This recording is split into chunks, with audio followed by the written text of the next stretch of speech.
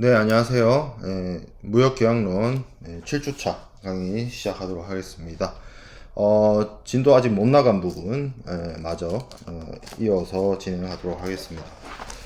우선 살펴볼 것은 57조의 대금 지급의 장소. 우리 앞에서 31조에서 인도의 장소에 대해서 이야기를 했었죠. 이건 이제 대금 지급이 이루어지는 장소입니다. 여기서 첫 문단에 익숙한 말이 다시 등장해요. 주어는 좀 바뀌었지만 매수인이 기타 어느 특정한 장소에서 대금을 지급해야 할 의무가 없는 경우를 얘기를 합니다.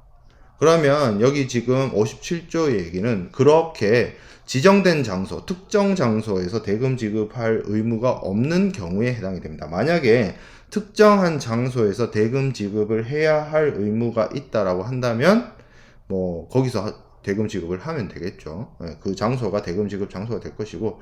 근데 이제 대금 지급은 물품 인도와 다르게 물품이라고 하는 것은 이제 현품에 실질적인 인도가 이루어져야 되니까 인도의 장소가 중요해지지만 대금 지급은 실질적으로 매수인이 매도인한테 물건을 산다고 해서 현찰을 이용하는 것이 요즘에 실제 거래에서 그렇게 많이 이루어지지 않죠. 그렇기 때문에 장소가 그렇게 중요한 의미를 가지진 않지만 그래도 살펴볼 부분이 없지 않아 있다라는 생각이 듭니다. 자, 어쨌든 그래서 특정한 장소에서 대금을 지급할 의무가 있으면 그 장소에서 대금 지급을 하면 되고요. 매수인은 또 그러면 이제 특정 장소에서 대금 지급할 의무가 없어요. 그러면 어떻게 하느냐? 여기 A, B 장소에서 대금을 지급하면 됩니다. 첫 번째, 매도인의 영업소. 매도인의 영업소예요. 매수인의 영업소가 아니라 매도인의 영업소. 지급이 물품 또는 서류와의 교부와 상환으로. 그러니까 쉽게 말해서 서류나 이 서류는 여러 가지가 있을 수 있겠지만 그래도 대표적으로 선화증권이 가장 바람직하겠죠. 물품하고의 어떤 물품의 권리증권, 선화증권인 경우가 많을 것이고, 그리고 이거 하고 이제 상환이 이루어지는 거죠. 상환이 이루어지는 거고. 그러면 그렇게 상환으로 이루어지는 경우에는 그 서류나 이런 것에 물품 이런 것의 교부가 이루어지는 장소에서 대금 지급을 하면 됩니다. 자, 그래서 결국에는 지정된 장소에서 대금 지급을 해야 되면 그 장소에서 하고 매도인의 영업소에서 해야 되면 매도인의 영업소에서 하고 서류하고의 교환으로 이루어지는 경우에는 그 교환이 이루어지는 장소에서 하고 그렇죠. 자, 그 다음에 매도인은 계약 체결 후에 그 영업소를 변경함으로 인해서 야기된 지급의 부수적인 비용을 영업소 변경으로 인해서 야기된 부수적인 비용의 모든 증가액을 부담해야 됩니다. 매도인의 영업소가 특정한 장소에서 지급할 의무가 없을 때 가장 첫 번째 등장하는 대금 지급의 장소였는데 여기가 원래 정해진 곳이 있었는데 갑자기 변경이 됐어요. 그러면 혼란이나 이런 것들이 초래될 수가 있겠죠. 만약에 그런 혼란으로 인해서 비용이 발생하게 된다면 그 매도인이 영업소를 바꾼 매도인이 책임을 져야 된다. 그런 차원이 되겠습니다. 자, 사실 장소는 중요치 않아요. 대금 지급에 있어서는. 어차피 은행을 이용하는 것이기 때문에 대금 지급에 있어서는 사실 시기가 중요합니다. 언제 주느냐가 어떻게 보면 장소적 개념보다 더 중요할 수 있어요. 그래서 여기도 또 비슷한 말이 등장을 합니다. 매수인이 기타 어느 특정한 시기에 대금을 지급해야 할 의무가 없는 경우에는 여기 규정에 따라야 된다는 거죠. 그러면 거꾸로 생각해 보면 특정한 시기에 대금 지급을 해야 할 의무가 있다면 거기서 그 시기에 대금 지급을 해야겠죠. 매수인은 그래서 특정한 시기에 대금 지급해야 할 의무가 없어요. 그래서 계약서나 이런데 명시적으로 뭉시적으로 특정한 시기를 정해 놓은 것이 없는 상태인 거죠. 근데 사실은 무역 거래에 있어서 분쟁을 미연에 방지하기 위해서는 대금 지급의 시기 같은 것들은 매도인과 매수인 사이에서 명확하게 규정하고 합의해서 정하는 것이 바람직합니다. 근데 그게 없다라고 칩시다. 자, 그러면 이게 이제 매수인은 매도인과의 계약 내용, 협약 이런 거에 따라서 물품이 등장하지만 사실은 얘기하고 싶은 바는 저 뒤에 있겠죠. 그 처분을 지배하는 서류. 물품의 처분을 지배하는 서류. 처분을 지배하는 서류는 뭐겠어요? 당연히 선화증권이겠죠. 선화증권. 그래서 물품이나 선화증권 중에 어느 것을 매수인의 임의 처분하에, 물품을 매수인의 임의 처분하에 두든지, 아니면 그 선화증권을 매수인의 임의 처분하에 두든지, 그렇게 해서 매도인이 매수인에게 물품이나 선화증권과 같은 처분을 지배하는 서류를 인도한 때 대금을 지급을 해야 합니다. 이때 매도인은 우리가 소유권을 유보할 수 있고 미국의 이론에 따라서 소유권을 분할할 수 있고 이런 이야기들을 우리가 소유권 공부할 때 많이 배웠죠. 그래서 그냥 매수인에게 선화증권이 그냥 통으로 아무런 어떤 대가 없이 조건 없이 넘어가면 매도인이 물품에 대한 소유권을 상실을 해서 물품에 대한 대금 청구를 못하는 문제가 발생할 수 있겠죠. 그래서 매도인은 조건을 겁니다. 매도인은 그 지급, 그러니까 매수인의 대금 지급을 의미하는 것이겠죠. 매도인은 그 지급을 물품 또는 서류의 교부를 위한 조건으로 정할 수 있다. 그러니까 대금 지급을 해야 물품을 준다. 혹은 서류를 준다. 이 1번 58조 1항에 있는 서류는 선화증권을 의미하는 경우가 대부분일 것이고요. 자, 그 다음에 58조 2항 계약이 물품의 운송을 포함하는 경우, 우리 31조 공부할 때 계약의 운송을 포함하는 경우 아닌 경우 나눠서 물품의 어떤 인도나 이런 부분에 대해서 이야기를 했었어요. 그래서 계약이 물품의 운송을 포함하는 경우, 예를 들어서 CIF 이런 게 되겠죠. 매도인이 매수인을 위해서 운송 계약을 체결해야 된다든지 이런 식으로 예시를 든 겁니다. 무조건 CIF를 얘기를 하는 게 아니라 그 예시로, 그러니까 이게 여러분들 제가 소유권 관련된 수업을 진행해서 질문 들어오는 거 보니까 제가 예시로서 여러분들한테 이해를 돕고자 설명했던 내용이 전체의 내용이라고 착각하는 경우가 있는 것 같더라고요. 그렇게 여러분들 제가 제공하는 판례라든지 예시들은 여러분의 이해를 돕고자 이 본문이나 법 규정에서 설명하는 바가 대체적으로 생각해보면 이런 케이스를 상정해 볼 수 있다. 이런 의미로서 이해를 해야 됩니다. 어떤 절대적인 기준이 될 수가 없어요. 예시는 예시일 뿐입니다. 우리가 판단해야 되는 건 법 규정을 기초로 해서 판단을 해야 돼요. 자, 계약이 물품의 운송을 포함하는 경우 매도인은 대금의 지급과 상환하지 아니하면 물품 또는 처분을 지배하는 서류를 매수인에게 교부하지 아니한다는 조건으로 물품을 발송할 수 있다.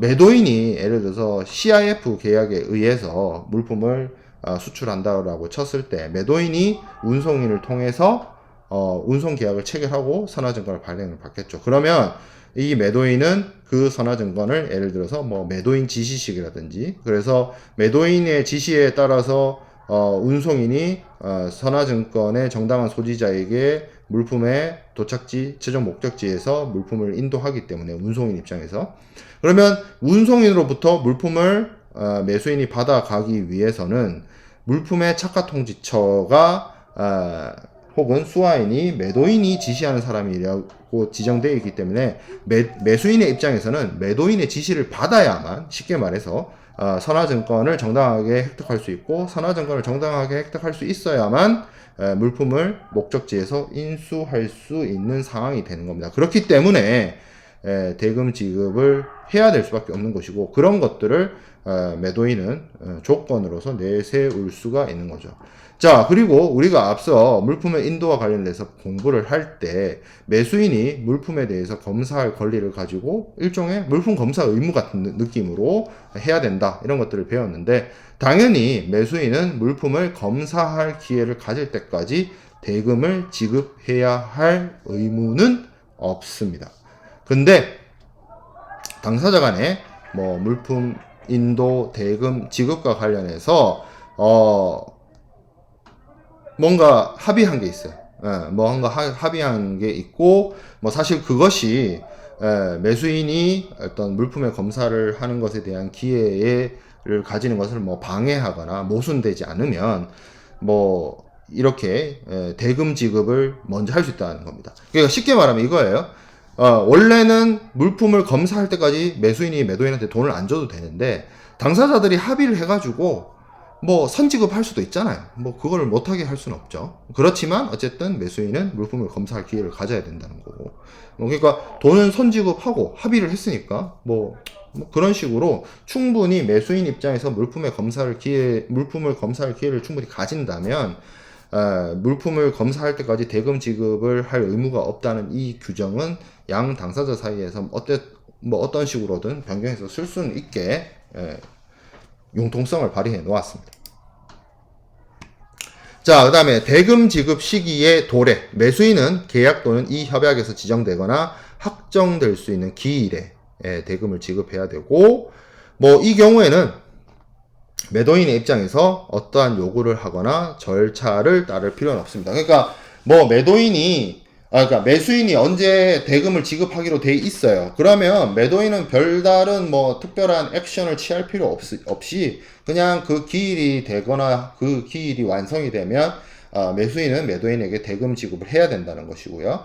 자, 그러면 59조까지는 대금 지급과 관련된 내용이었고, 60조에 물품의 인도 수령 의무에 대해서 규정을 해놓고 있어요.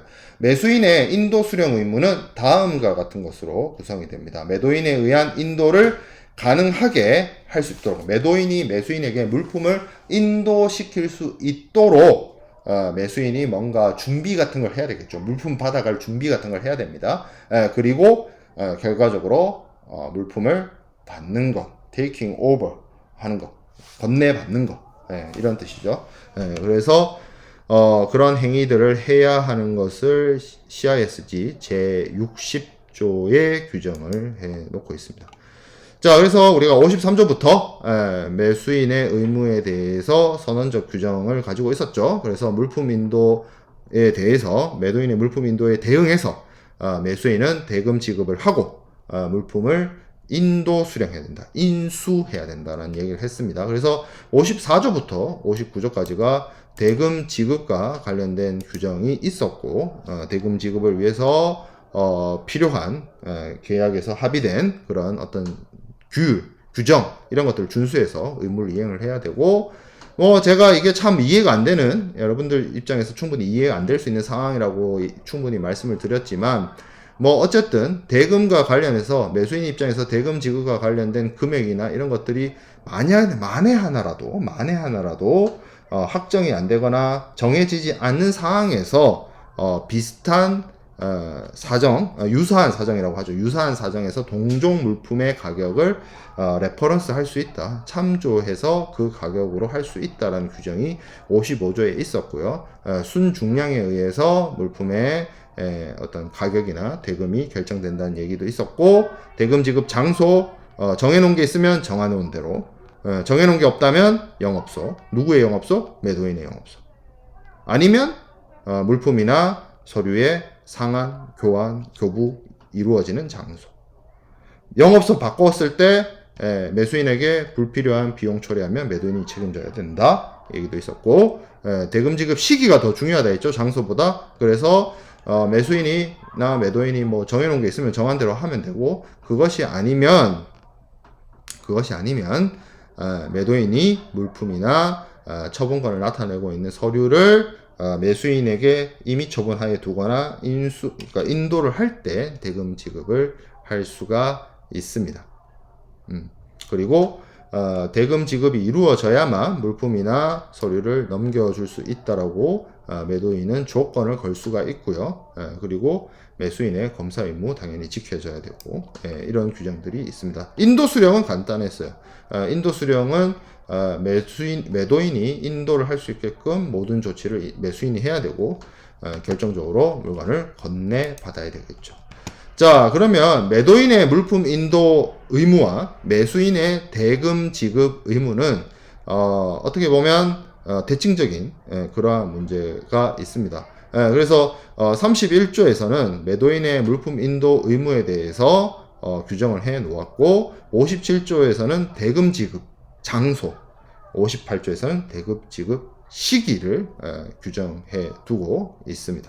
그래서 여러분들이 우리가 한번 정리를 해 둘 필요가 있겠죠. 그래서 매도인의 인도 의무에 대해서는 특정한 장소에서 물품을 인도하기로 했다면 그 특정 장소, 그게 없다면 운송 포함하고 있으면 최초 운송이, 그렇지 않으면 어떤 특정한 장소, 물품이 존재하거나 재고가 있는 곳이거나 생산되는 곳이거나, 그게 아니면 매도인의 영업소. 매도인의 영업소가 마지막 선택지였어요.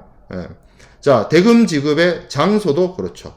특정한 장소에서 대금 지급하기로 했으면 그 장소, 그 다음이 물품이나 서류가 교부가 이루어지는 장소가 되고, 또 최종적으로 매도인의 영업소. 매도인의 영업소. 그리고 대금 지급 시기에 있어서도 특정한 시기에 대금 지급할 의무가 있다라고 하면 특정한 시기. 그리고 물품이나 서류를 어떻게 보면 그 매수인의 임의 처분하에 둘 때는 그때 서류를 받아서 대금 지급하는, 대금 지급하니까 서류가 오는, 사실 여기에는 매도인이 물품의 대금 지급을 대금의 확보를, 채권 확보를 명확하게 하기 위해서 조건으로 걸어둘 수가 있다라는 이야기까지 했습니다. 자, 그러면 우리가 이제 여기까지 왔으면 이렇게 정리를 해볼게요. 매도인의 의무를 살펴봤습니다. 그리고 그러한 매도인의 의무를 제대로 이행하지 않았을 때 매수인이 선택할 수 있는 옵션들, 구제책들, 레메디에 대해서 살펴봤죠. 그리고 53조부터는 매수인이 해야 할 일에 대해서도 살펴봤어요. 그러면 느낌적인 느낌으로 이제 매수인이 그러한 자신의 의무, 대금 지급이나 인도 수령의 의무를 하지 않았을 때 매도인은 어떤 선택을 할 수 있느냐, 매도인은 어떠한 구제를 받을 수 있느냐, 어떠한 구제책을 활용할 수 있느냐, 이 이슈로 넘어가게 됩니다. 그래서 61조에 매도인의 구제 방법이 규정되어 있는 겁니다. 그러니까 구조적으로 매도인의 의무, 매도인이 잘못했을 때 매수인이 선택할 수 있는 구제책, 매수인의 의무, 매수인이 그러한 의무를 이행하지 않았을 때 매도인의 구제책, 이런 식으로 구성이 이루어져 있다라고 생각해 보면 됩니다. 자, 그래서 주어를 잘 봐야 됩니다. 매수인이 계약 또는 협약에서 정한 의무를 이행하지 않으면 매도인은 더 셀러는 이런 것들을 할 수 있다. 뭐 62조 내지 65조. 이거는 매도인이 선택할 수 있는 구제책들을 의미하겠죠. 특정 이행 청구와 같은. 자, 그 다음에 74조 내지 77조. 이 말 많이 봤습니다. 손해배상 청구를 할 수 있다는 거죠.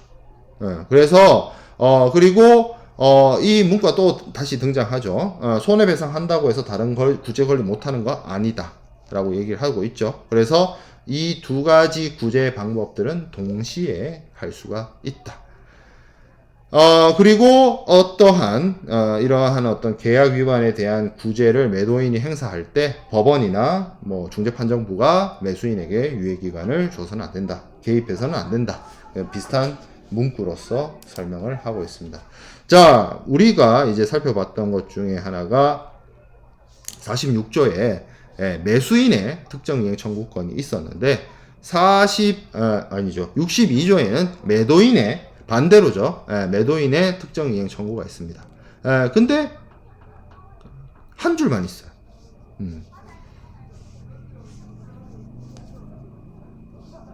왜 그럴까요? 매수인의 특정 이행 청구에서는 내용이 많았잖아요. 뭐가 있었어요? 대체품 청구, 하자 보완 있었죠. 근데 매수인이 해야 할 의무 중에 가장 중요한 게 대금 지급인데, 대금 지급이라는 게 무슨 뭐 달러화나 뭐 유로화나 뭐 이런 걸 지급할 거 아니에요? 그렇죠? 근데 그거의 뭐 대체품 내지는 하자 보완, 예를 들어서 대금 지급을 위조 지폐로 했어요? 대금 지급을 달러로 하기로 했는데 원화로 했어요. 뭐 위조 지폐로 했으면 이거는 실정법 위반이죠.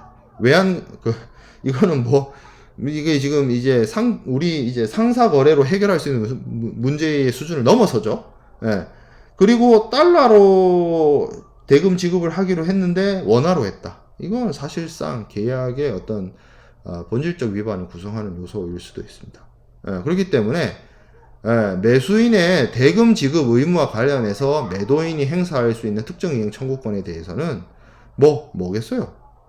돈 내놓으라 밖에 없어요. 돈 내놓으라 밖에 없기 때문에 대체품, 하자 보완, 어떻게 보면 물품이니까 매도인은 매수인한테 물품을 주는 거니까 그 물품에 대한 대체품을 내놓으라, 아니면 하자가 있으면 하자를 보완해라, 리페어해라, 이런 얘기를 할 수 있는 거지만, 돈 받는 입장에서는 돈 내놔 이거밖에 할 얘기가 없는 거예요. 그래서 매도인은 매수인에 대해서 대금 지급, 인도 수령, 기타 매수인의 의무, 기타 매수인의 의무라고 규정해놓고 있습니다만, 여러 가지가 있겠지만, 검사 의무나 여러 가지 있겠죠. 통지 의무나 어쨌든 그런 것들, 그거는 핵심적인 건 아니고, 중요한 건 대금 지급하고 대금 지급과 인도 수령일 테니까 이런 것들을 이행하라고 청구할 수 있습니다. 독촉하는 거죠, 일종의. 근데 매도인이 이러한 청구와 모순되는 구제를 구한 경우에는 그러하지 않는다. 이거는 이해가 되죠? 여러분들 매도인이 매수인한테 돈 내놓으라 라고 얘기하면서 계약 해제 손해배상 청구를 해요. 손해배상 청구는 사실 모순되는 청구는 아니지만, 특정한 이행을 강제하기 위해서, 강제하는 건 아니죠, 요청을 하면서 계약 해제를 선언한다. 이거는 굉장히 그 의도가 모순되기 때문에 그렇게 해서는 아니 됩니다. 자, 그래서 특정 이행 청구권은 굉장히 내용이 짧고요. 63조에 매도인이 매수인에게 주는 추가 기간 지정권이 있습니다. 매도인은 매수인의 의무 이행, 여기서 말하는 매수인의 의무 이행은 대금 지급 아니면 어떤 뭐라고 할까요? 인도 수령? 이거죠. 그래서 이거를 제대로 하지 않았을 때 매도인은 매수인에게 합리적인 기간만큼의 추가 기간, 부과 기간, 유예 기간을 지정할 수 있습니다. 그죠? 자, 근데 매도인이 매수인으로부터 그 지정된 추가 기간 내에 이행하지 않겠다라는 뜻의 통지를 수령하지 않는 한, 매도인은 그 기간 중에 계약 위반에 대한 어떠한 구제도 구할 수 없다. 추가 기간 줘놓고 손해배상은 상관없어요. 뭐죠? 계약 해제 이런 거 할 수 없다. 그 얘기죠. 그래서 추가 기간 주면서 손해배상은 할 수 있다. 그죠? 자, 그리고 매도인은 이로 인해서 이행 지연에 대한 손해배상을 청구할 수 있는 어떤 권리를 박탈당하지 않는다. 그죠?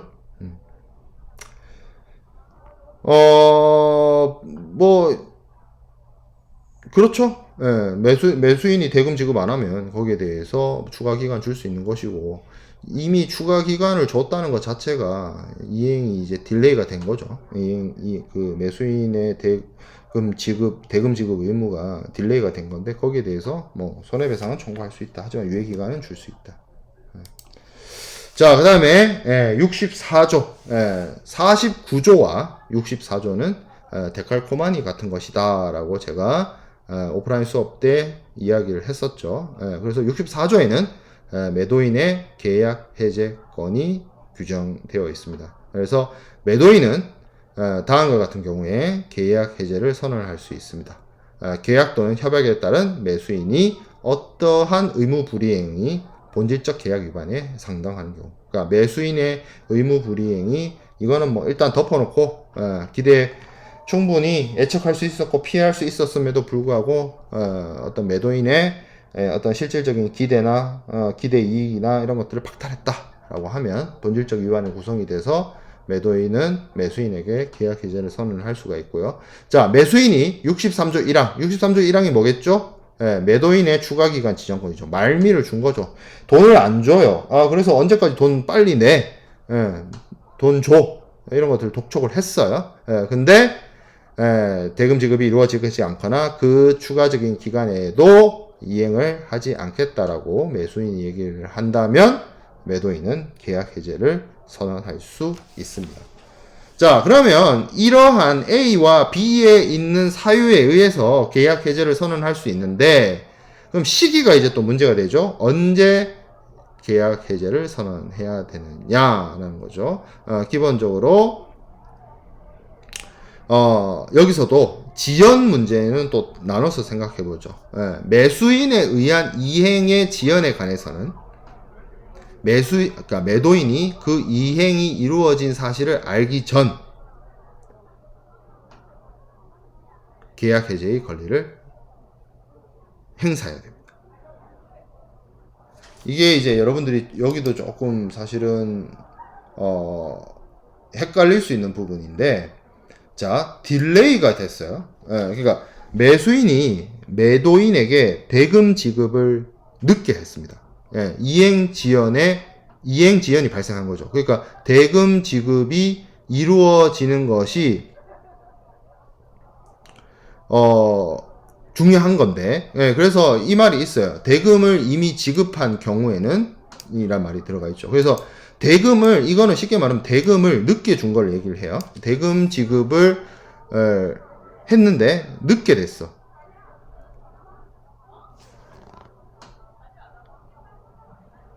우리가 물품 인도는 자, 이게 여러분들 굉장히 헷갈릴 수 있어요.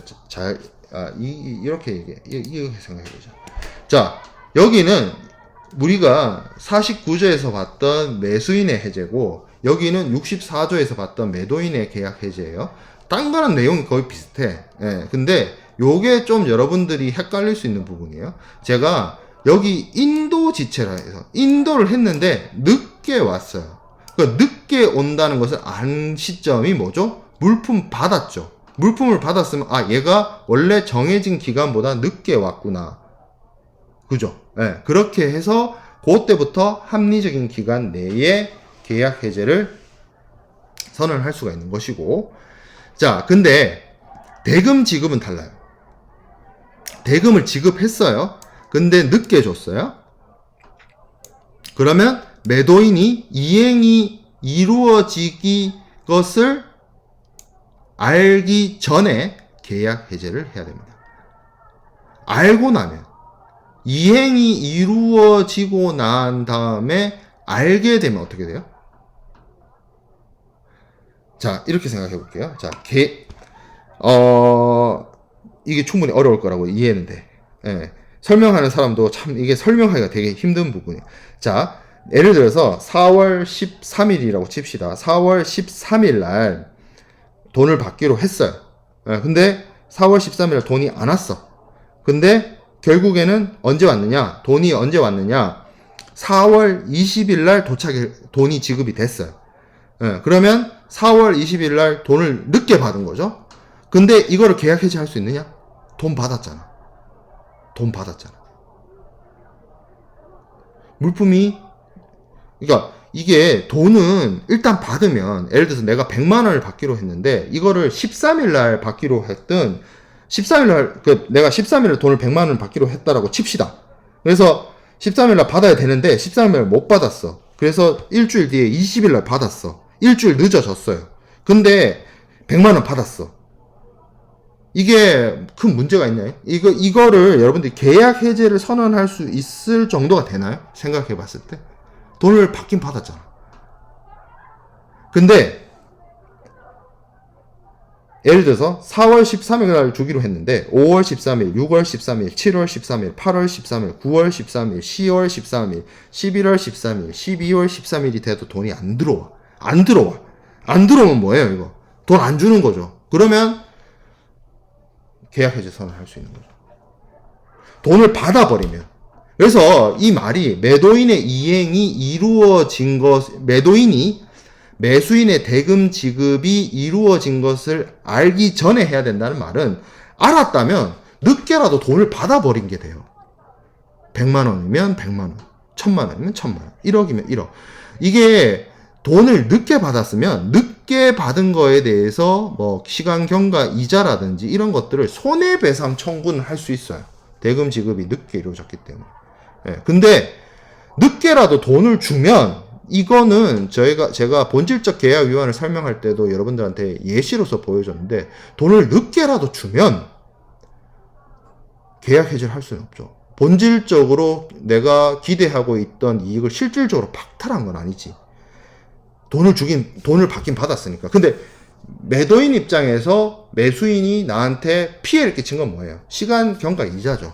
그럼 그 시간 경과 이자만큼 뭐 하면 되겠어요? 손해배상 청구하면 돼. 손해배상 청구. 계약을 없던 일로 만들 수준은 아닌 거야. 근데 제가 아까 얘기한 것처럼 6개월이 지나도 안 주고 1년이 지나도 안 주고 1년 6개월이 지나도 안 주고, 그러면 그거는 안 주는 거죠. 안 주는 거가 되기 때문에 뭐 하면 돼요? 계약 해지하면 된다. 계약 해지 선언하고 상대방에게 손해배상 청구하고 가는 거예요. 근데 늦게라도 돈 줬을 때는 이거를 계약 해지하기가 어렵다는 거죠. 계약은 유지되되 손해배상 청구로 가야 되는 문제입니다. 그래서 이 표현이 있는 거예요. 자, 그럼 제가 이렇게 얘기하면 물품에는 왜 그러면 안후 딜레이를 인정해 주냐? 물품도 4월 13일 날 주기로 했는데 4월 20일 날 줬다. 아니 그러면 이게 문제가 있는 거 아니냐 이렇게 되는데, 제가 말했잖아요. 4월 20일 날 물품을 늦게 줬다와 그러니까 물품을 늦게 줬다와 안 준다를 알 수 있는 시점이 이 시점이라는 거죠. 물품은.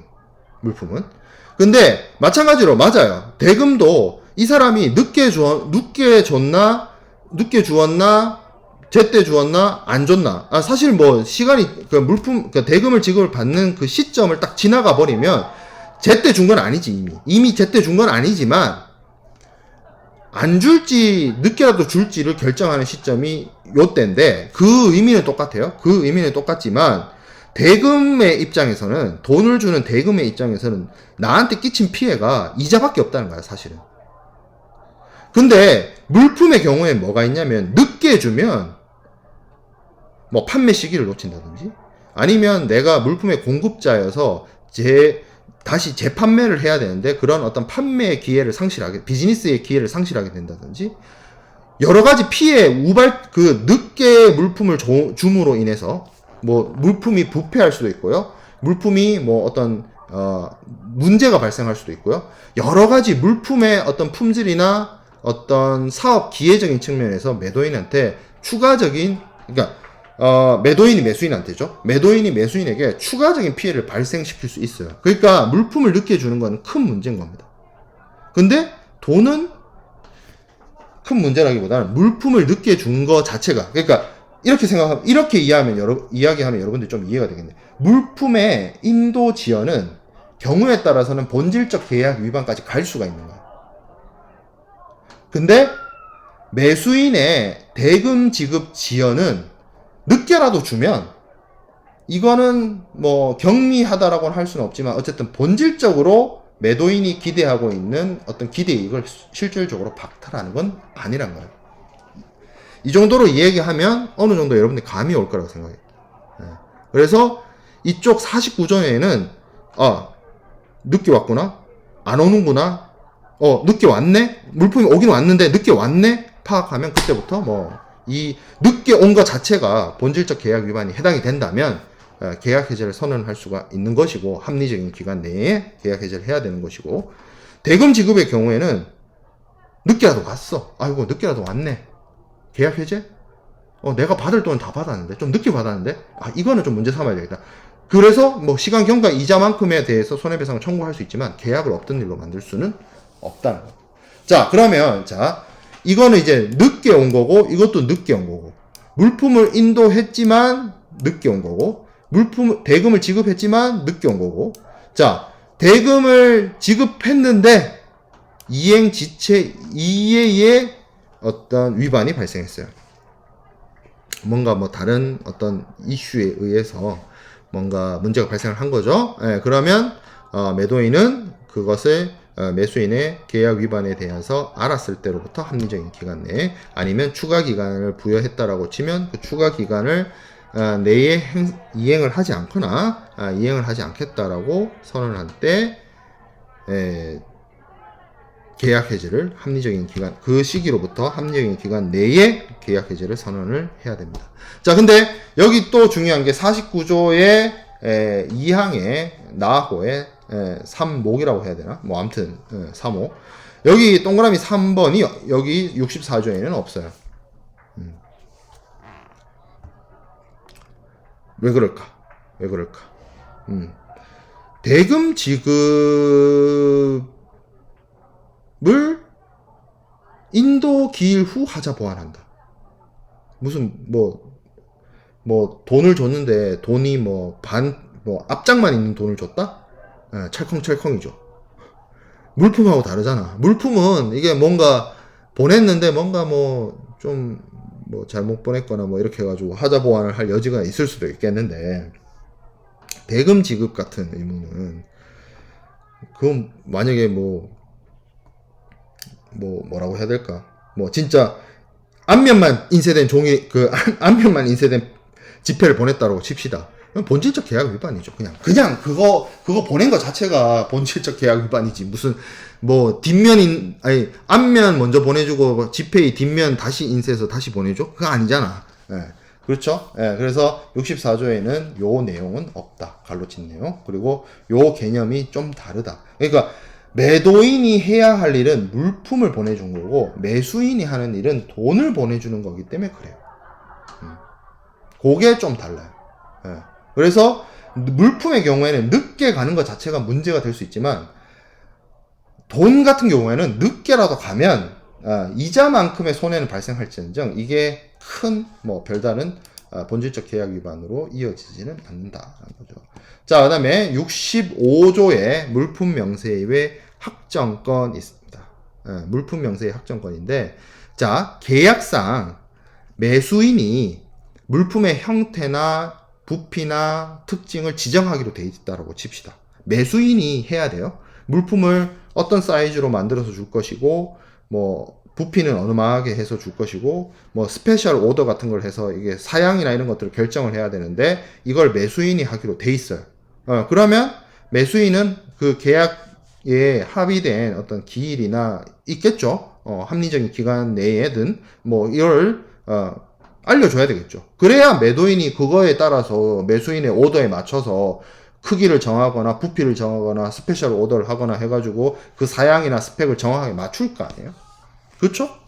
그래서 이거는 매수인이 디렉션을 정확하게 줘야 돼. 근데 안 했다는 거죠. 안 했어요. 합리적인 기간 내에 안 했어요.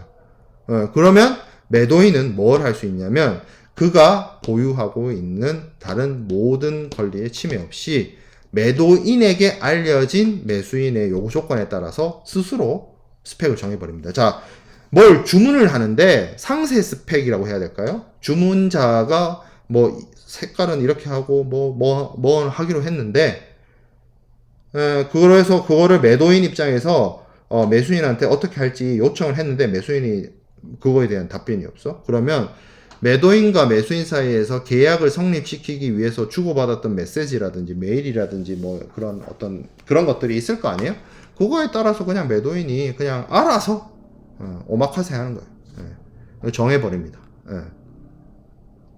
할 수 있어요. 그래서 요게 여러분들 물품 명세 확정권이 그래서 좀 특이한 거고, 어떻게 보면 이거는 이제 매수인의 의무이기도 합니다. 그래서 어떻게 보면 우리가 앞서서 매도인의 의무를 다룰 때 매수인의 물품 검사에 대해서 이야기했던 것처럼 65조에는 반대로 매수인이 물품 명세를 정할 수 있는 경우에 물품의 명세를 정해야 되는데, 그렇지 않았을 때는 매도인이 알아서 정할 수 있다라는 규정을 두고 있고요. 매도인이 이렇게 스스로 오마카세 했어요. 물품 명세를 만들었어요. 그러면 이때 매도인은 매수인에게 너가 별다른 대답이 없어서 내가 알아서 이렇게 만들었어 라는 것을 통지를 해야 됩니다. 그리고 이렇게까지 했는데 대답이 없어서 내 맘대로 만들긴 했는데 네가 한번 체크해 정도를 할 수 있도록 매수인이 그러한 스펙이나 사양을 바꿀 수 있도록 기간을 지정해야 돼요. 그래서 매수인이 이래도 안 해. 이래도 안 해.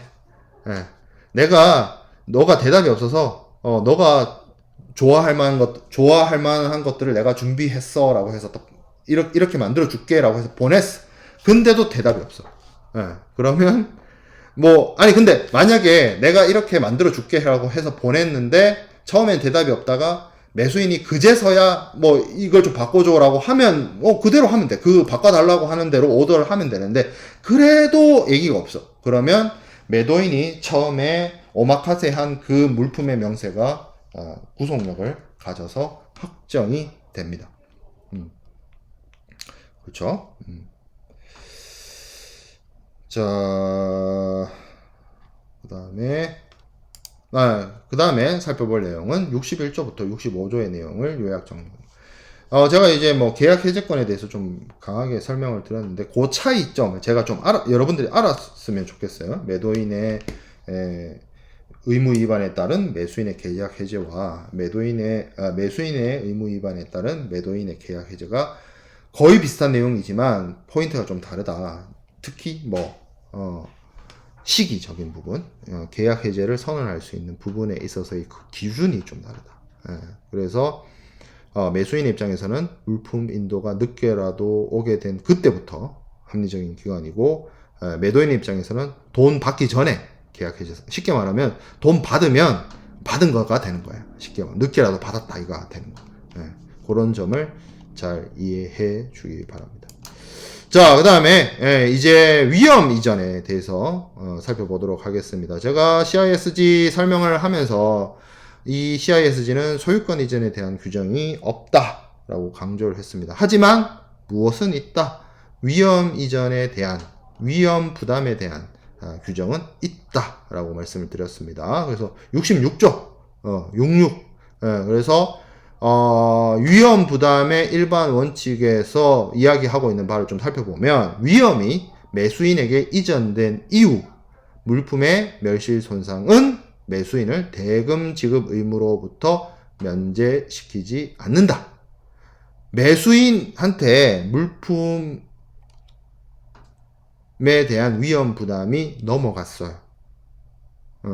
쉽게 말하면 물품이 이거죠. 물품이 문제가 생기면 매수인 책임이야. 위험이 매수인한테 넘어갔다는 얘기는 물품이 문제가 생기면 그것에 대한 책임이 누구한테 기속되느냐? 매수인한테 기속된다는 얘기를 하고 있어요. 그러면 사실 매수인 겁니다. 매수인이 책임져야죠. 그렇기 때문에 매수인에게 대금에 대한 어떤 지급 의무가 그러니까 이렇게 생각해 볼게요. 여러분들.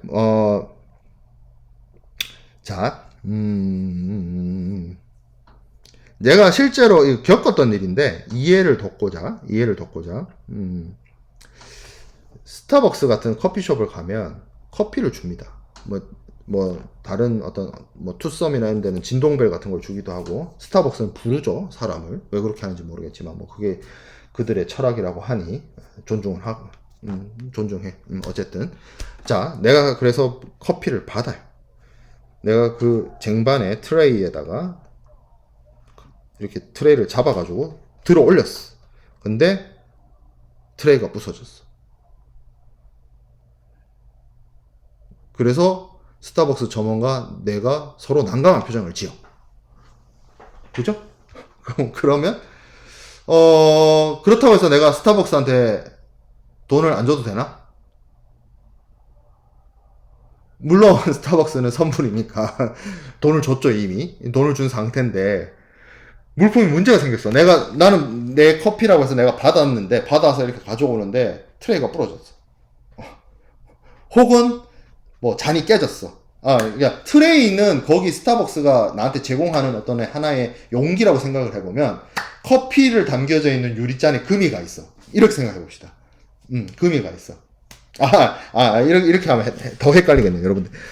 그러면 이렇게 생각해 볼게요. 내가 옮기다가 잘못 옮겼어. 예를 들어서 이렇게 트레이에 담아가지고 옮기다가 내가 손을 놓쳤어요. 떨어뜨렸어요. 그러면 사실 점원으로부터 내가 커피를 받아가지고 오면 이제 이거 내 커피죠. 그러면 이 커피가 잘못되면 내 책임이잖아. 근데 내가 이걸 놓쳤어. 내가 그러면 이제 스타벅스 점원한테 따지는 거야. 아니, 나는 당신한테 돈 주고 커피를 샀는데 내가 이거를 들고 자리를 가다가 떨어뜨렸다. 환불해줘. 말이 돼요? 말이 돼? 말이 안 되잖아. 이해돼요? 아, 이렇게 해야 여러분들 이해가 되겠네. 그쵸? 내가 내 위험 부담이 된 거야. 내가 점원으로부터, 스타벅스 점원으로부터 커피를 받았다라는 말 자체가 매수인이 물품의 위험 부담을 넘겨받았어. 그러면 여기서부터 문제가 생기면 내 책임이야. 근데 내가 실수로 떨어뜨렸어. 그렇다고 해서 내가 스타벅스에 돈을 지급 안 해도 되는 게 아니잖아. 돈 줘야죠. 근데 예를 들어서 이게 스타벅스 커피를 받아왔는데 스타벅스 그 컵이 있죠? 컵이 쫙 금이 가 있어. 이거 어떻게 마셔? 그러면서 그래가지고 옮기다가 스타벅스 잔이 깨졌어. 그러면 이건 뭐예요? 스타벅스 점원이 나한테 잘못된 컵에다가 커피를 담아준 거잖아. 그럼 누구 책임이야? 내가 커피를 받아왔다 하더라도 스타벅스 점원한테 따질 이유가 있는 거 아니야? 그쵸? 네, 그 얘기예요. 그 얘기입니다. 이해되죠? 이거. 자, 그래서 매수인에게 위험이 이전된 이후에 물품의 멸시 손상은 뭐 손상이 된 거는 매수인 책임이기 때문에 그렇다고 해서 매수인이 그냥 독박 쓰는 거야. 매수인이 잘못한 거고 매수인은 매도인한테 돈 줘야 돼. 근데 이 물품의 멸시 손상의 이유가 매도인이 잘못한 거야. 불량품이야. 그러면 그렇지 않다. 대금 지급을 안 할 수도 있다. 이 얘기인 거죠. 쉽게 말하면. 네. 자, 위험 이전이 어떻게 이루어지는지에 대해서 운송을 포함하는 매매와 67조 운송을 포함하는 매매와 운송 중 물품의 매매와 그리고 운송을 포함하지 않는 매매 67조, 68조, 69조로 나눠서 이야기를 하고 있습니다. 그래서 요 67조, 68조, 69조 하나씩 설명을 할게요. 자, 67조 간단합니다. 운송을 포함하는 매매 우리 앞에서 두 번 얘기했었어요. 31조하고 그리고 그 47조였죠. 대금 지급 시기 대금 지급 시기에 대해서 64조가 아니고 57조인가? 58조. 58조. 그래서 운송을 포함하는 여기 58조의 대금 지급 시기의 부분. 그래서 58조하고 31조의 운송을 포함하는 여부에 대한 부분들이 나와 있었죠. 그렇죠?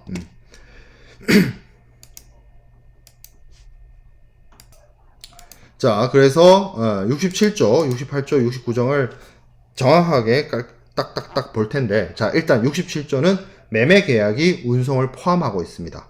그래서 매도인이 여기서 좀 갈려요. 특정한 장소에서 인도할 의무가 있으면 특정한 장소에서 인도 의무를 이행할 때 넘어가겠죠. 근데 특정한 장소에서 인도해야 할 의무가 없다면 어떻게 하느냐? 최초 운송인한테 매도인이 물품을 넘겨주면 그때 위험이 이전됩니다. 뭐랑 같아요? 뭐랑 같죠? 물품의 인도 31조에서 했던 얘기랑 똑같은 얘기를 하고 있어요. 그래서 거기서도 그런 얘기를 하죠. 매도인이 매수인에게 특정한 장소에서 물품을 인도할 의무가 있으면 특정한 장소에서 인도를 하고 특정한 장소에서 인도할 의무가 없는데 운송을 포함하고 있는 매매라고 한다면 매도인이 매수인을 위해서 물품을 그 최초 운송인에게 송부할 때 매수인에게 물품에 인도한 것이다. 그리고 그때 위험도 같이 이전합니다. 그렇죠? 그리고 자 매도인이 여긴 추가적으로 또 설명하고 있어요. 매도인이 특정 장소에서 물품을 운송인에게 인도해야 할 의무는 있는 경우에, 그러니까 이거는 특정 장소에서 운송인에게 인도해야 할 의무가 있어요. 그러면 위험은 그 장소에서 운송인에게 인도되기 전까지는 매수인에게 이전되지 않는다. 예를 들어서 FCA 한 다음에 부경대라고 합시다. FCA 한 다음에 부경대 대형 캠퍼스라고 합시다. 뭐 그런 식으로 매도인과 매수인 사이에서 계약이 이루어졌고, 그 특정한 장소에서 인도가 뭐 CIF 부경대라든지 FOB 부경대라든지 뭐 그렇다고 칩시다. 그러면 그 부경대에서 물품을 최초 운송인에게 인도할 때까지, 그때 그러니까 그렇게 하면 물품의 위험이 넘어가는 거고, 그렇게 인도되기 전까지는 물품의 위험 부담이 매수인에게 넘어가지 않는다라는 점입니다. 그래서 요 내용하고 여러분들이 31조에 있는 물품 인도하고 같이 보면 돼요. 같이 이해해서 정리를 하면 됩니다. 자, 그 다음에 매도인, 요 말이 중요해요. 매도인이 물품의 처분을 지배하는 소유를 보유하고 있는 권한이 있다는 사실은 위험 이전에 영향을 미치지 않는다. 자, 처분을 지배하는 서류 여러 번 또 등장을 했어요. 이건 뭐죠? 선화증권이죠. 매도인이 운송이라고 운송계약을 체결을 했어요. 어떤 경우죠? CIF 같은 경우죠. 그래서 선화증권을 매도인이 들고 있어요. 이거는 이제 결국에는 우리가 앞서 소유권에 대해서 배웠던 것처럼 대금을 해소하기 위해서 이 상징물로서 어떤 뭐 소유권을 유보시키고 있는 거죠. 쉽게 말해서. 자, 그런데 물품은 최초 운송인에게 전달이 됐어요. 이 최초 운송인은 매수인에게 물품을 보내기 위해서 최종 목적지까지 운송을 하기 위해서 운송 계약이 체결이 되었고, 물품을 매도인으로 받았죠. 그래서 최초 운송인에게 물품이 송부됐어. 그러면 CISG는 그러죠. 요때 위험이 이전한다고. 근데 물품의 소유권을 주장할 수 있는 선화증권을 매도인이 여전히 들고 있어. 그러면 얘기가 되죠. 소유권이 아직 매도인에서 매수인에게로 안 넘어갔는데 위험이 어떻게 넘어가느냐. 근데 이 선화증권을 매도인이 들고 있는 거는 위험에 이전하고 아무런 영향이 없다는 거예요. 영향 미치지 않는다는 얘기입니다. 이게 무슨 얘기냐면, 자, CIF 같은 경우에 매도인이 매수인을 위해서 운송계약을 체결해가지고 주 목적지, 최종 목적지까지 가는 데 있어서의 운송 비용과 보험료를 부담을 합니다. 그렇지만, 저한테 여러분들 중에 상무론 수업을 들어본 사람들은 알겠지만, 제가 항상 예시를 들어요. CIF를 할 때. 제가, 그러면서 그 얘기를 하죠. 술에 취한 친구를 택시에 태워 보냈어. 내가 택시비를 줘서 카카오로 불러가지고 보냈는데, 그러면 나는 내 친구를, 술이 먹어서 술이 떡이 돼가지고 심신미약이 된 친구를 내가 그 친구의 집까지 보내는데 내가 택시비를 지불을 했다. 거기서부터 지가 알아서 찾아가는 거는 내 친구의 몫이다. 나의 몫은 아니다. 나도 힘들다. 그래서 택시 타고 가다가 택시 안에서 실례를 했다. 그럼 그 돈을 내가 지불할 건 아니라는 거지. 나는 일단 택시 태워 보내면 끝이라는 거야. 그 얘기는 뭐예요? CIF에서 매도인이 매수인을 위해서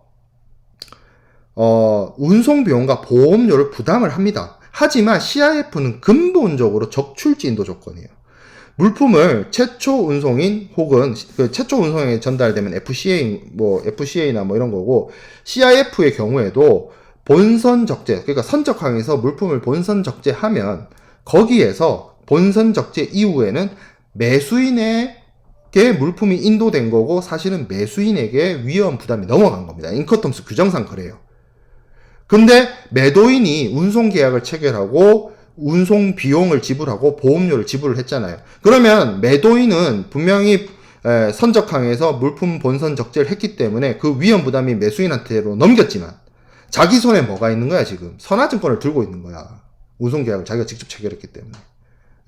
그렇기 때문에 선화증권을 들고 있는 거랑 상관없이 일단 위험은 물품의 본선 적재, 쉽게 말하면 여기서 얘기하고 있는 최초 운송인에게 넘어갔기 때문에 위험 부담은 일단 매수인한테 넘어간다는 거죠.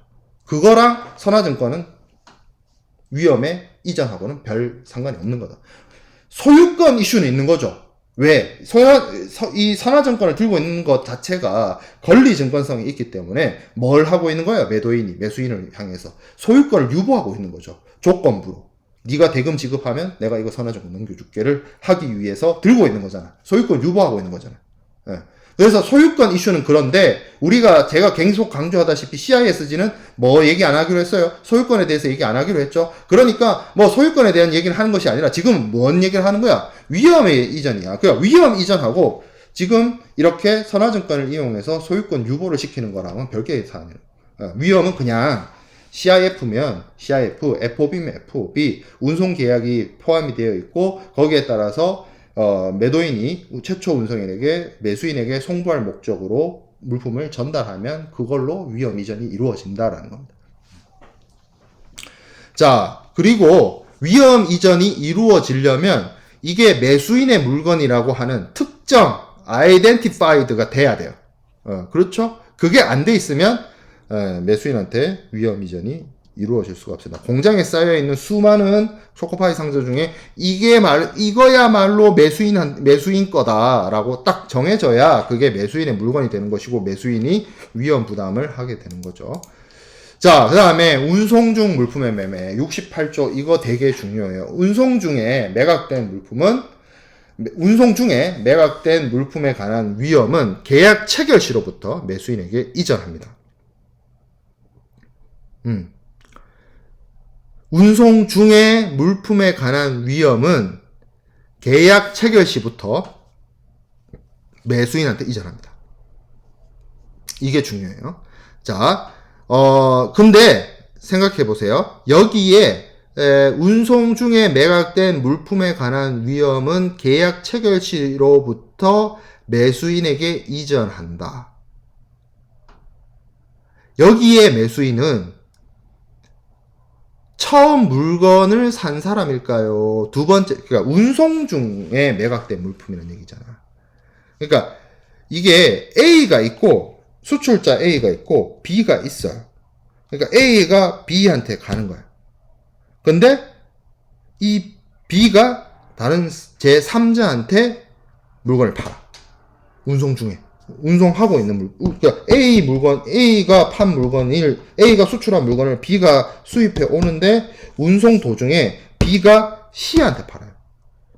이게 운송 중 전매입니다. 운송 중 전매. 그러면 여기서 말하는 the buyer는 B를 말하는 것이냐, C를 말하는 것이냐.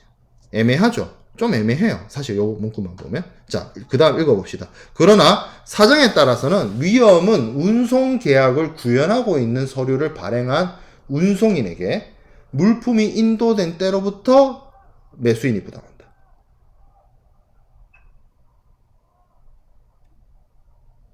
그렇죠? 네, 그렇죠? 좀 이상하죠? 네, 그럼에도 불구하고 매도인이 매매 계약의 체결 시에 물품이 이미 멸실 손상되었다는 사실을 알았거나 알았어야 하는 경우에 이를 매수인에게 밝히지 아니한 때는 멸실 또는 손상은 매도인의 위험 부담에 속한다. 자, 여기서 우리가 알아되어야 할 것이 뭐냐면 여기서 보면 사정에 따라서는 위험은 운송 계약을 구현하고 있는 서류를 발행한 운송인. 자, 운송 계약, 이거 하나하나씩 끊어서 생각해 봅시다. 운송 계약을 구현하고 있는 서류, 이게 뭐예요? 선화증권이죠. 그러면 운송 계약을 구현하고 있는 서류를 발행한 운송인. 선화증권 발행한 운송인이죠. 선사죠, 선사. 그죠? 근데 여기 보면 앞에 무슨 사정에 따라서는 있어요. If the circumstances so indicate. 이런 사정이 뭘까? 어떤 사정이 있나? 어떤 사정에 따라서 무슨 상황이지? 설명이 없어, 사실은. CISG에서. 구체적으로 설명이 없어, 사실. 자, 운송 도중에 물품을 B가 C한테 팔았다고 칩시다. 그러면 그 계약이 체결돼, 예를 들어서 4월 13일 날, 예를 들어서 이렇게 생각해 봅시다. 4월 10일 날 부산항에서 물건이 출발을 했어요. 4월 10일 날, 선적이 돼서, 선적하고 출항 시기가 같은 날 이루어졌다고 치고, 우리가 예를 들어서. 자, 4월 10일 날 부산항에서 선화증권이 발행됐어요. 선화증권이 발행되고, 물품이 선적됐고, 출항을 했어요. 근데 4월 13일 날, 이 물건이, 예를 들어서, 부산에서 출발해서 LA까지 가는데 뭐 한 보름 넘게 태평양을 건너가야 되는데 4월 13일 날 이 LA에 있던 혹은 한국에 있던 혹은 제3국에 있던 B가 C한테 팔아버린 거야 이거를 물품을. 그러면 원래대로라고 하면 A에서 B로 물품 인도가 될 때는 위험 이전이 어떻게 돼요? 우리가 앞서 얘기했던 것처럼 뭐 그것이 운송 계약을 포함한 물품의 매매라고 한다면 최초 운송인한테 물품이 넘어갈 때 위험이 이전이 됐겠죠. 그러니까 B가 매수인 B가 원래는 위험을 가지고 있는 사람이죠. 근데 이 B가 C한테 다시 팔았다고 치자고. 그러면 이 B에서 C로 물품의 위험이 넘어갈 때는 언제가 되느냐? B와 C 사이에서 계약 체결이 이루어진 시점입니다. 그러니까 여기서 계약 체결 시는 A와 B 사이의 계약 체결 시점이 아니고 B하고 C 사이의 계약 체결 시점이에요. 이게 원칙이에요. 근데 if the circumstances so indicate 돼 있잖아. 사정에 따라서는. 위험은 운송 계약을 구현하고 있는 서류를 발행한 운송인에게 물품이 인도된대. 그럼 언제로 가는 거야? 4월 13일이 계약 체결인데 B와 C 사이에 계약 체결이 4월 13일인데 물품의 위험 이전이 어디로 간다고? 4월 10일 날로 간다고. 땡겨진다는 거죠. 소급된다는 거죠. 이건 무슨 상황이냐는 거죠. 이 사정이라고 하는 거는 그냥 단어 하나, 사실은 CISG가 참 불친절한 게 그냥 여기서는 그냥 the circumstance 이거 단어 한 줄밖에 없어요. 이거 단어 하나밖에 없어요. 근데 이런 상황이 쉽게 말해서 이런 식으로 위험 부담에 대해서 운송 중 전매 물품의 위험 부담이 사실은 이렇게 앞으로 소급되는 상황은 무역 실무에서 한 가지 경우가 있습니다. 한 가지 상황이 있어요. 그거에 대해서 CISG 본문에는 설명이 없어요. 어떤 상황이냐면 여러분들 나중에 해상보험론 2학기 때 수업을 들을 수도 있고 작년에 저한테 해상보험 수업을 들은 사람도 있을 겁니다. 그 해상보험에 보면 뭐가 있냐면 소급보험이라는 게 있어요. 소급보험이라고 하는 거는 예전에 해상운송이 막 발달하던 시기에 통신수단이 좀 발달되지 않은 상황들이 있었습니다. 과거를 말하는 겁니다. 지금을 말하는 게 아니고 뭐 한 18세기, 19세기 이럴 때 국제무역을 하는데 국제 간에 실시간 통신수단이란 게 뭐 전보 정도, 뭐 전화도 없고 뭐 이런 시절이 있었어요. 그래서 내가 어떤 외국에 있는 사람으로부터 물건을 샀는데 그래서 그 물건이 몇 날 며칠 출발을 해서 몇 날 며칠 나한테 도착한다는 건 알아. 근데 지금 이 물건을 싣고 오고 있는 배가 잘 오고 있는지 혹은 그 물품이 좋은 상태인지 계약상 일치하는 상태인지 나는 몰라요. 수입국에서 그 물건이 들어오기를 기다리고 있는 사람은. 그래서 그 사람이 어떻게 하냐면 위험하니까 보험회사를 찾아갑니다. 보험회사를 찾아서 얘기를 해요. 내가 언제 물건을 샀고 며칠 날 어디서 출발했을 거고 언제쯤 한국에 도착하는데 그 물건에 대해서 내가 보험을 들겠다. 그러면 이건 무슨 얘기냐면 실제로 물품이 선적이 이루어지고 난 다음에 해상운송보험 계약을 체결하는 거예요. 해상보험 계약을 체결하는 것이 되거든요. 그렇게 되면 예를 들어서 선적항에서 저 멀리 떨어져 있는 통신이 잘 원만하지 않는 수출국에서 4월 10일 날 출발을 했다 하더라도 내가 보험을 4월 13일 날 들면 4월 10일부터 4월 11일, 4월 12일 보험 계약 체결 전에 발생된 사고에 대해서도 보험에다가 책임을 져줘요. 그러니까 내가 4월 13일 날 보험을 들었음에도 불구하고 그 앞선 시기에 이루어진 물품의 멸실이나 손상에 대해서 보험회사가 책임져 주는 겁니다. 원래대로라고 하면 보험이라고 하는 것은 보험을 든 날로부터 효력이 발생되는 거거든요.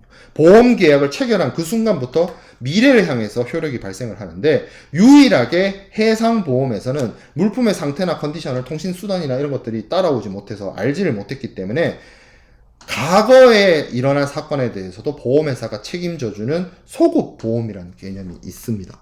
그게 이제 넘어온 거죠. 자, 이 상태에 지금 운송 중인 물품을 B가 C한테 팔았다고 해요. 그럼 C는 물품의 상태를 실질적으로 파악할 수가 없습니다. 왜냐하면 태평양 한가운데 망망대해에 떠 있기 때문에 검사할 수도 없어요. 비행기 타고 갈 수도 없어요. 헬기 타고 갈 수도 없습니다.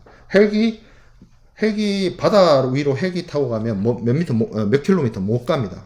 망망대해를 태평양을 헬기 타고 못 건너간단 말이에요. 그러니까 물품의 상태를 모르는 상태로 C는 B한테 산 거야. 그래서 어떻게 한다? C가 보험을 드는 거야. 소급 보험을. 뭐 B가 들 수도 있고 C가 들 수도 있어요. 뭐 그거는 B와 C 사이에서 이루어진 계약이기 때문에 뭐 상관없어요. 어쨌든 이 B와 C 사이에 운송 중에 있는 물품을 B가 C한테 팔은 요 상황에서 뭐가 이루어진 거냐면 소급 보험을 들었다는 거예요. 소급 보험을 들면. 소급 보험을 들면 어떻게? 물품이 선적되는 시기에서부터 위험 부담이 C한테로 간다는 거예요. 왜? C가 그래야 자기가 소급 보험을 들 수 있는 거니까. 그러니까 이러한 식으로 4월 13일 날 계약이 체결됐다 하더라도 이 전체 운송 구간에 대해서, 그러니까 이게 해상보험이, 여러분들이 지금 해상보험을 잘 모르면 사실 이 개념이 좀 와닿지가 않아요. 해상보험이란 게 예를 들어서 태평양 위에 운송 중인 배가 있는데 그 배를 오늘 이 순간부터 도착할 때까지 이런 식으로 보험을 들지 않습니다. 어느 항구에서부터 어느 항구까지, 아니면 어느 창고에서부터 어느 창고까지 해상보험을 들어요. 출발지부터 도착지로 보험을 들어요.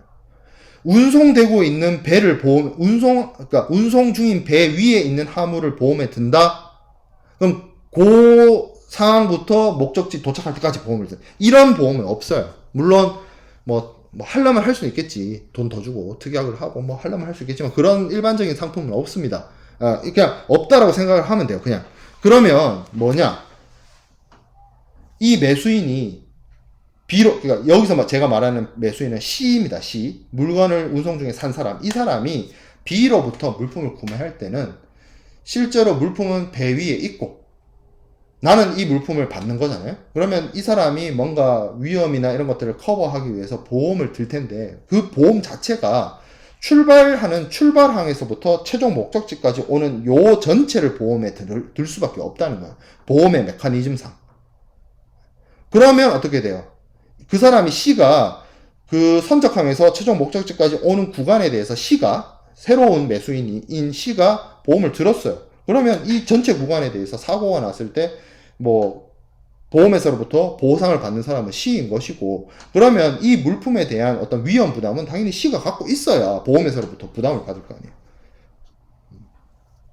그리고 제가 여기서부터는 해상보험론 수업 들은 사람들만 이해할 수 있을 것 같은데, 자, 우리가 CISG가 소유권에 대해서 규정을 하고 있지 않지만 예를 들어서 이렇게 생각해 봅시다. 운송 중 전매되는 시점이 있어요. 그 시점이 예를 들어서 그 시점 이전에는 B한테 위험 부담이 있고 C한테 위험 부담은 운송 중 전매가 일어난 이후부터만 있다라고 치면 요 앞부분 있죠. 요 앞부분이 그 피보험이 있죠. 인슈어러블 어마운트가 B한테 있는 거예요. 그러니까 이 운송 중 전매 상황이 그 시점이 4월 13일이라고 했을 때 4월 10일부터 운송이 시작됐다고 해서 가잖아요. 근데 만약에 이게 이렇게 나눴을 때 위험 이전의 시기가 선적 시기가 아니고 요 4월 13일이라고 쪼개버리면 요 4월 13일 앞에 피보험 이익은 B한테 있고 요 뒤에 피보험 이익은 C한테 있는 거예요. 그러면 요 앞부분에 있어서의 피보험 이익이 C한테 없으니까 C가 전체 구간에 대해서 보험을 들 수가 없는 거죠. 그런 거예요. 제가 지금 방금 말한 거는 해상보험론 수업 들은 사람들만 아마 이해할 수 있을 거예요. 이게 지금 이해가 안 되는 부분들은 여러분들이 혹시 다음 학기에 해상보험론 수업을 들을 예정인 사람들 이렇게만 이해하면 될 것 같아요. 이게 해상보험을 C가 운송 중 전매된 물품을 C가 구매를 하는데 이 사람이 필요에 의해서 해상보험을 들 거고 그러려면 이게 전체 구간에 대해서 C가 위험 부담을 하는 게 맞겠구나. 이렇게 이해하면 될 것 같습니다. 자, 우리가 앞서서 제가 보험을 소급보험이 적용될 수 있다라고 되어 있는데 그거의 전제는 뭐냐면 그렇게 운송 중 물품을 구매하는 사람이 물품의 정확한 컨디션을 몰라서이기 때문이에요. 그게 뭐 제대로 오고 있는지 뭐 바다에 빠졌는지를 모르는 상태라서 온다는 것만 알고 보험에 드는 거야. 근데 아는 사람이 있어. 누구? B. B가 물품이 상했는 걸 알았어요. 근데 이게 이제 운송 중인 거야. 예, 물품이 상태가 안 좋다는 걸 B가 알았어. 그래서 운송 중인 물품을 C한테 팔아버려. 아기를 가지고 고의로. 그러면 이거 책임져야 될 사람이 누구겠어요? C가 아니라 B죠. 그래서 여기 있는 말이 이 말이 그 말입니다. 매도인이 여기서 말하는 매도인은 A를 말하는 게 아니에요. B예요. B. 예. 그러니까 제가 계속 얘기를 하잖아요.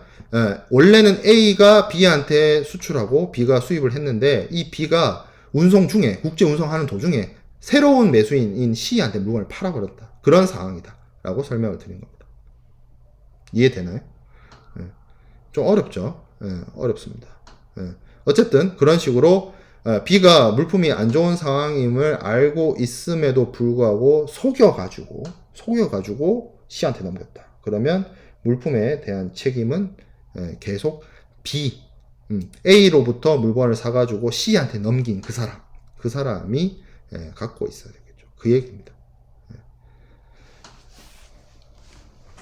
이거 사실 68조 이거는 정말 제가 생각할 때 CISG 규정 중에서 제일 여러분들이 어려워하는 규정이기 때문에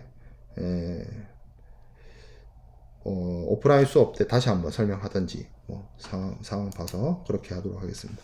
자, 그 다음에 69조 운송을 포함하지 않는 매매. 운송을 포함하지 않는다. 뭐 그러면 뭐 느낌적인 느낌으로 왠지 모르게 영업소가 나올 것 같은 느낌이 들죠.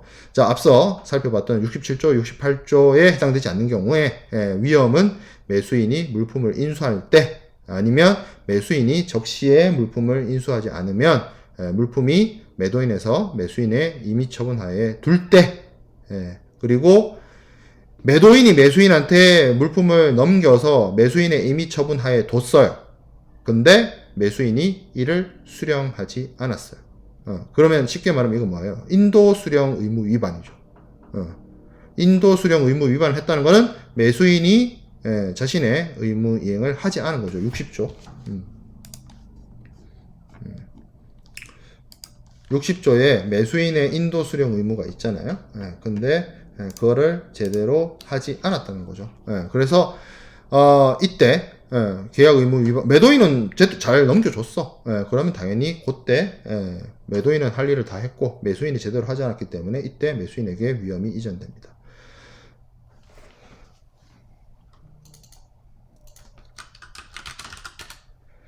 자,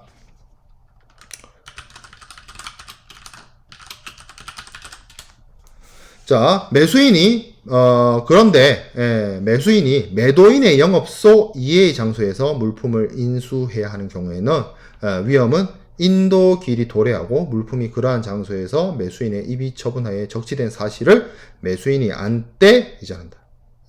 그래서 영업소 이외의 장소에서 물품을 인수하는 경우에는 매도인의 영업소 이외의 장소인 경우에는 뭐 어떤 곳이 되겠느냐, 컨테이너 야드나 뭐 그런 곳이 되겠죠. 컨테이너 야드 이런 곳에서 물품을 인도하는, 매도인에서 매수인에게로 인도하는 기일이 도래했을 때 그 장소에서 매수인의 임의 처분하에 둘 때 매수인한테 이전한다 라고 볼 수가 있고요.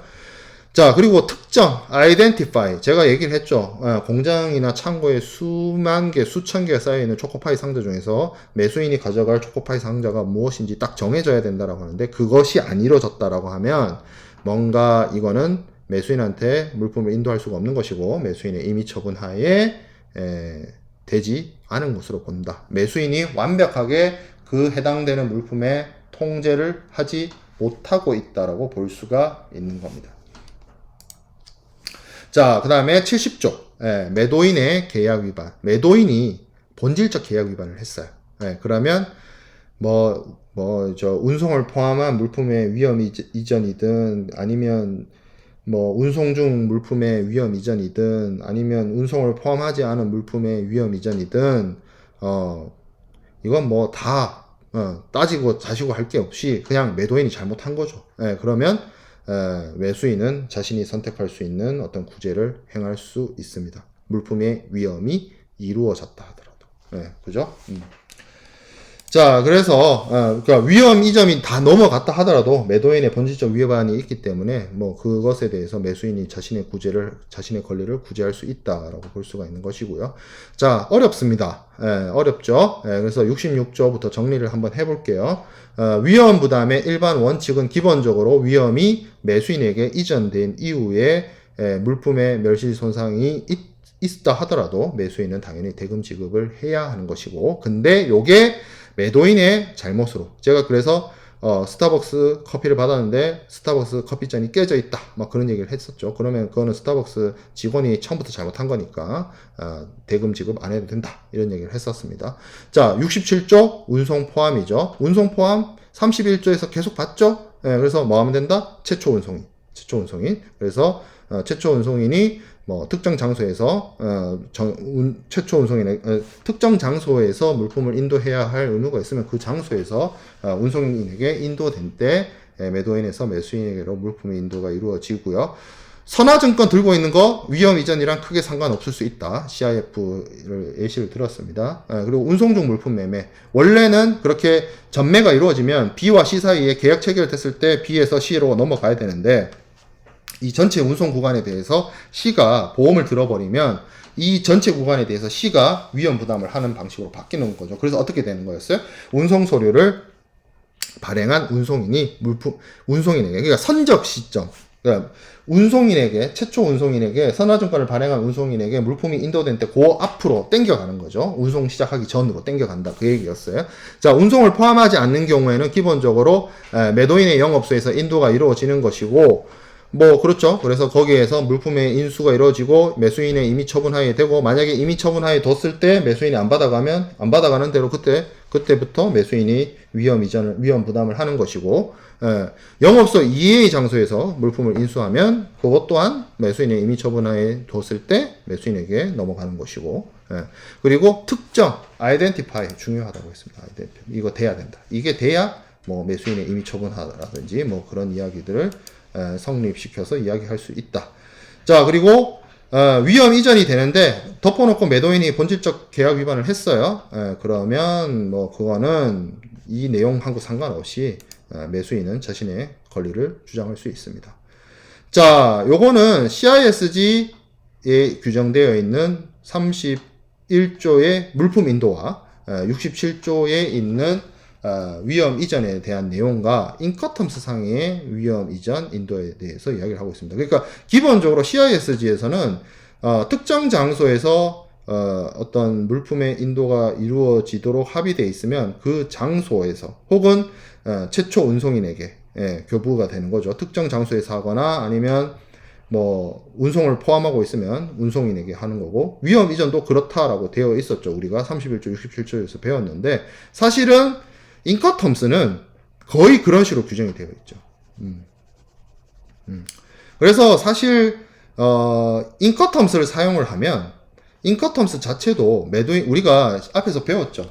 CISG 제6조, 7조에서 매도인과 매수인 사이에서 이루어져 있는 간행이나 간섭 이런 것들을 다 존중한다라고 했기 때문에 인커텀스는 그런 거거든요. 매도인과 매수인 사이에서 이루어진 체결되어 있는 그들 사이에서의 어떤 국제적 간행이나 간섭이기 때문에 그거에 따라서 사실은 물품의 인도와 위험 이전이 이루어지는 것인데, 그 취지에 맞게 사실은 이게 먼저 나왔고 요거에 맞춰서 인커텀스가 개정됐다라고 볼 수 있는데, 어쨌든 그러한 거를 우리가 비교해가면서 CISG 규정과 인커텀스 규정을 비교해가면서 여러분들이 살펴볼 수 있었습니다.